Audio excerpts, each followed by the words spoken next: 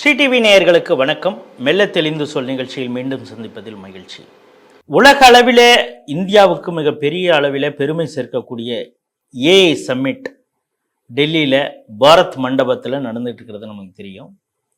உலக அளவில் இருக்கக்கூடிய அரசியல் தலைவர்களாக இருக்கட்டும், டெக்னாலஜிக்கல் ஜெயின்ஸ் அப்படின்னு சொல்லக்கூடிய மைக்ரோசாஃப்ட், ஏஐ அதை பயன்படுத்தக்கூடிய பல கம்பெனிஸு, எல்லா கம்பெனிகளும் இந்தியாவில் அதுவும் அவங்க அந்த கம்பெனியில் இருக்கக்கூடிய சிஇஓஸ் அவங்கெல்லாம் கூட அந்த நிகழ்ச்சியில் கலந்து கொண்டிருக்காங்க. இது குறித்து இப்போ பிரான்ஸ் அதிபர் மேக்ரான் இங்கே வந்திருக்கிறாரு. அவர் பிரதமர் நரேந்திர மோடியோடு இருதரப்பு உறவுகள் குறித்து பேசியிருக்காங்க. பல ஒப்பந்தங்கள் கூட கையெழுத்தாயிருக்கு. அந்த நிகழ்ச்சியில் பேசும் பொழுது மேக்ரான் என்ன சொல்கிறாருன்னா, உலக அளவிலே புதுமைகளை படைக்கிறதா இந்தியா அப்படின்னு கேள்வி கேட்டா, அந்த புதுமைகள் படைக்கும் இந்தியாவோடு உலக நாடுகள் கூட இருக்குதா, அதுதான் முக்கியம் அப்படிங்கிறார். நாங்கள் எப்பொழுதும் இந்தியாவோடு கூட இருக்கிறோம். ஹெலிகாப்டர்கள் செய்யறதா இருக்கட்டும், நீர்மூழ்கி கப்பல்கள் செய்யறதா இருக்கட்டும், போர் விமானங்கள் தளவாடங்கள் செய்வதாக இருக்கட்டும், எல்லாத்துலேயும் நாங்கள் அவங்களோட இருக்கிறோம்.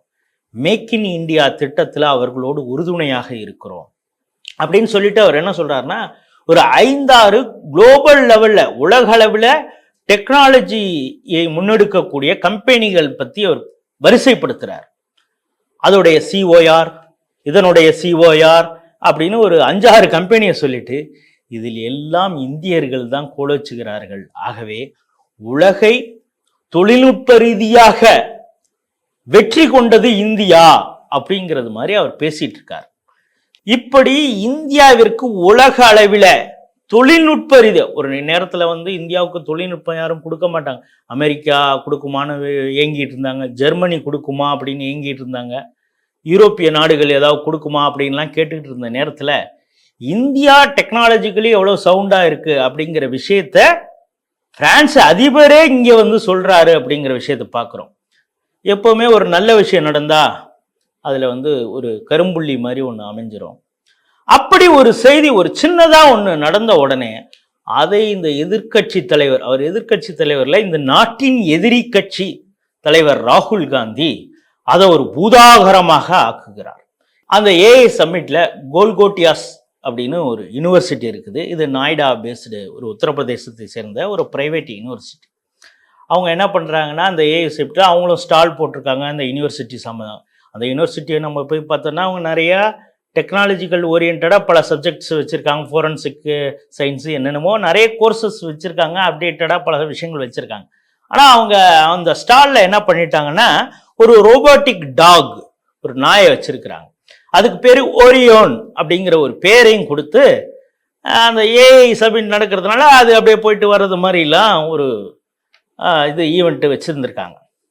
இதை சைனாவில் இருக்கக்கூடிய ஒரு பத்திரிகை சொன்னது, இந்த டாக் இது ஒரு சைனாவுடைய ரோபோட்டிக் டாகு, இது சைனீஸ், இது 3 லட்சம் ரூபாய்க்கு இந்தியாவில் இருக்கிறவங்க ஈஸியாக இதை இம்போர்ட் பண்ணலாம். அது மாதிரி நாங்கள் பல விஷயங்களும் இந்தியாவுக்குலாம் அனுப்பிச்சிட்ருக்கோம். எங்களுடைய ரோபோட்டிக் டாகை அந்த யூனிவர்சிட்டி, இந்தியாவில் இருக்கக்கூடிய ஒரு யூனிவர்சிட்டி இதை ஏஐ சப்மிட்ல டிஸ்பிளேல வச்சிருக்கிறாங்க அப்படின்னு சைனீஸ் பல்ஸ் அப்படிங்கிற ஒரு பத்திரிகை ட்விட்டர் தளத்தில், எக்ஸ் தளத்தில் பதிவு போடுறாங்க. இந்திய மீடியாக்களை தலைவர் பார்க்கிறாரோ இல்லையோ, ராகுல் காந்தி தொடர்ச்சியாக சைனாவை தானே பார்த்துட்டு, ஏன்னா அவர் ஒரு சைனாவோட ஏஜென்ட் அல்லவா. உடனே அதை பார்த்துட்டு ஐயோ இந்தியாவோட மானம் கப்பல் ஏறிடுச்சு. அந்த சைனீஸ் பல்ஸே என்ன சொல்றான், இந்தியாவில் இருக்கக்கூடிய ஒரு யூனிவர்சிட்டி அவங்களுடைய ஸ்டால்ல டிஸ்பிளே பண்ணியிருக்காங்க அப்படின்னு சொல்றான்.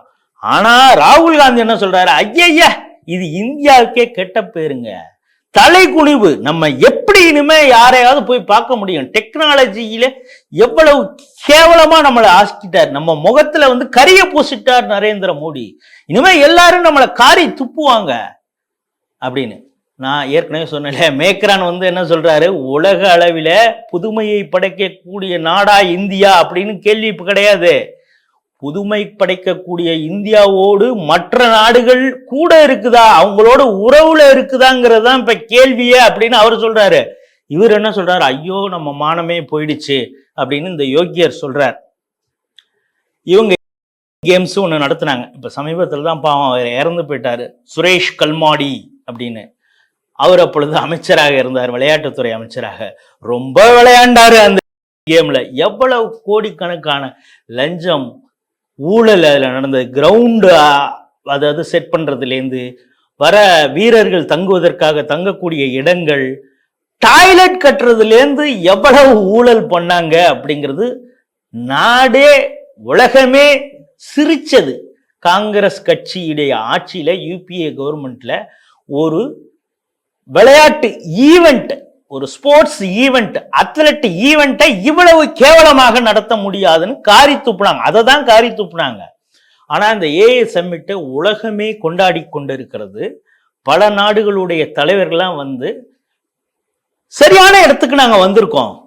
ஏஐ சம்மிட் நடக்கக்கூடிய இடம் வந்து சரியான இடம். ஏன்னா அது இந்தியாவில் நடக்குது. இந்தியாவில் தான் பல ஏஐ டெக்னாலஜியை பற்றி உள்வாங்கிய பல இளம் தலைமுறையினர், ஜென்சிக்கள்னு சொல்றாங்களா, அவங்கெல்லாம் இருக்கிறாங்க அப்படின்னு. இப்போ இந்த ஏஐ சம்மிட் டெல்லி இந்த பாரத் மண்டபத்தில் ஆரம்பித்த உடனே அதுவே கொஞ்சம் பிரச்சனையானது. அதற்கு வந்து ஐடி அமைச்சர் அஸ்வினி வைஷ்ணவ் கூட வருத்தம் தெரிவித்தார். அதையும் கூட ராகுல் காந்தி கிண்டல் பண்ணியிருந்தார். என்னன்னா, பாருங்க, ஒரு ஈவெண்ட் உங்களால் நடத்த முடியல, உலக நாடுகள்கிட்ட நம்ம அசிங்கப்பட்டோம், ஒரு கேஸ் ஆரம்பிச்சிருச்சு, ஒரு நிகழ்ச்சியை சரியான நேரத்தில் உங்களால் ஆரம்பிக்க முடியல. இவங்கெல்லாம் வந்து ஒரு பிஆர் ஆக்டிவிட்டிக்காக, மோடி தான் வந்து ஒரு பெரிய ஈவெண்ட்டை நடத்தி அதன் மூலமாக உலக நாடுகளில் பிரபலம் அடையணும்னு அவர் நினைக்கிறாரு. இது வந்து ஒரு பிஆர் ஆக்டிவிட்டி அப்படின்லாம் அவர் பேசினார். ஆனால் அது சரியான நிகழ்ச்சியை சரியான நேரத்தில் ஆரம்பிக்க முடியல, ஒரு கேயோஸ் நடந்தது அப்படின்னு. கேயோஸ் நடந்தது உண்மை. எதனால தெரியுமா? இப்போ 15,000 பேர் அந்த ஈவெண்ட்டுக்கு வருவாங்கன்னு பார்த்தா 45,000 பேர் வந்து நிற்கிறான். இப்போ பாஸு, என்ட்ரி பாஸ்லேருந்து இது. ஏன்னா இது ஒரு டெக்னாலஜி சப்மிட்டு, அவ்வளவு பெரிய ஒரு இது வந்துருவாங்களா, அதில் இன்ட்ரெஸ்ட் இருக்கிறவங்க தானே இருப்பாங்க அப்படின்னு நம்ம யோசிச்சா, இன்ட்ரெஸ்ட் இருக்கிறவங்க இத்தனை பேர் இருக்கிறாங்க அப்படிங்கிறதே சப்மிட் ஆரம்பிச்ச பிறகுதான் தெரியுது. அவ்வளவு கூட்டம், சமாளிக்க முடியாத கூட்டம். அதனால சில சிக்கல்கள் வந்தது, அன்கம்ஃபர்டபுள் ஆனச்சு, இன்கன்வீனியன்ட் ஆனது. அதற்கு வந்து அமைச்சரே மன்னிப்பு கேட்டார். அதற்கு பிறகு ஈவெண்ட்லாம் ரொம்ப அற்புதமாக நடந்ததுங்கிற ஒரு விஷயத்தை பார்க்குறோம்.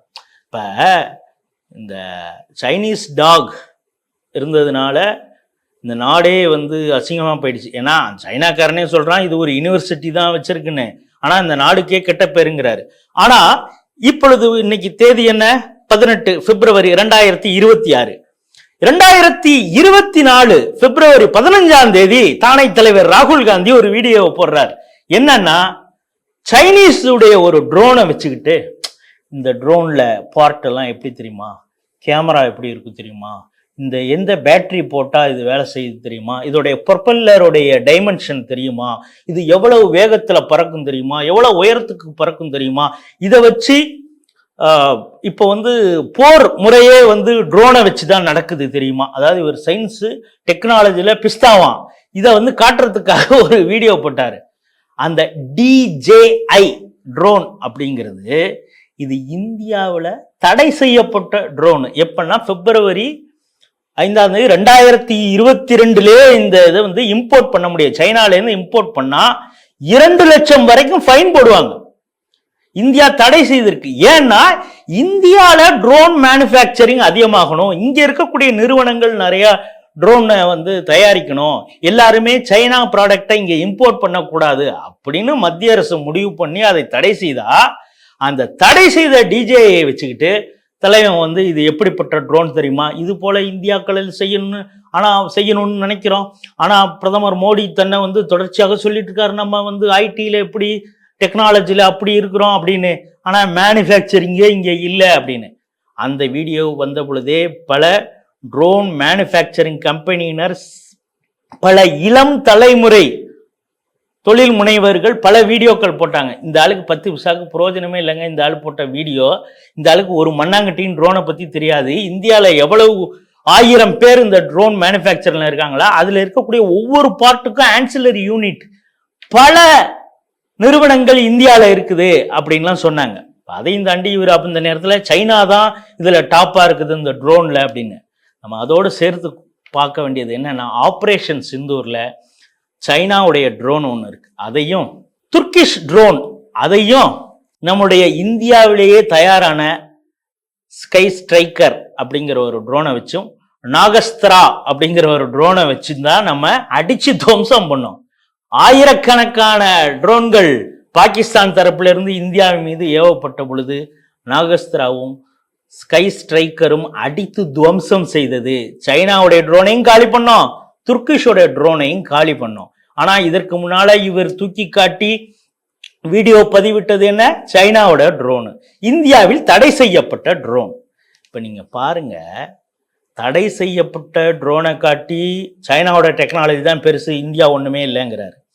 பப்ளிஷ் பண்ணாத புத்தகம் ஜெனரல் நரவானேயோடைய புத்தகத்தை வச்சுக்கிட்டு இந்தியாவை பத்தி இப்படி இருக்குது, சைனாட்டை நம்ம நிலப்பரப்பை இழந்துட்டோம், சைனாட்டை அடிபணிஞ்சிட்டோம் அப்படின்னு நம்ம இராணுவத்தை கொச்சைப்படுத்தியும் ஆட்சியாளர்களை கொச்சைப்படுத்தியும் ஒரு பேசுறார். எனக்கு ஒரே ஒரு ஆதங்கம் என்னன்னா, ராகுல் காந்தி இருக்கிற வரைக்கும் பாஜக ஆட்சியிலேயே இருக்கும் அப்படிங்கிறது எழுதப்படாத ஒரு விதியாக மாறிவிட்டது. அவர் எங்கெல்லாம் பிரச்சாரம் பண்றாங்களோ அங்கெல்லாம் பாஜக ஜெயிச்சிடுதுங்கிறது ஒரு உண்மை. ஆனா அதற்காக அவர் என்ன வேணாலும் பேசட்டும், பாஜகவிற்கு சாதகமாகத்தானே அது ஆக போகிறது, பாராளுமன்றத்தில் அவர் என்ன கூத்து வேணாலும் அடிக்கட்டும், அது பாஜகவிற்கு சாதகமாக தானே போகிறது அப்படின்னு நீங்க கொஞ்சம் கொஞ்சமா you are giving long rope to the anti national ராகுல் காந்தி. இதனால தொடர்ச்சியாக அவர் இந்தியாவிற்கு எதிராக பல வேலைகளை செய்கிறார். இப்பொழுது கூட நிஷிகாந்த் துபே சொல்லியிருக்காரு, நான் பல ஆதாரங்களை வைத்திருக்கிறேன் அப்படின்னு சமீபத்தில் கூட பேசியிருக்காரு. நான் கொண்டு வந்த மோஷனை பிரிவிலேஜ் மோஷன் அவங்க எடுக்கட்டும், அப்பொழுது இன்னும் பல ஆதாரங்களை நான் கொடுக்குறேன். அவர் வியட்நாமில் யாரை சந்திச்சாரு, தாய்லாந்துல யாரை சந்திச்சாருலாம் என்கிட்ட எல்லா ஆவணங்களும் இருக்கிறது, ஆதாரங்களும் இருக்கிறதுன்னு சொல்றாங்க.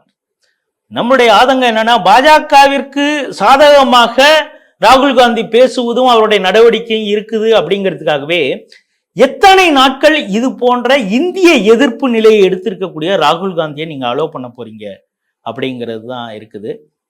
ஒரு ஈவெண்ட்ல ஒரு சின்னதாக ஒரு தவறு நடந்திருக்குது. அந்த கோல் குலாட்டியா அந்த யூனிவர்சிட்டியும் கூட அந்த ஈவெண்ட்டை விட்டு நீங்க கிளம்புங்க அப்படின்னு சொல்லிட்டாங்க.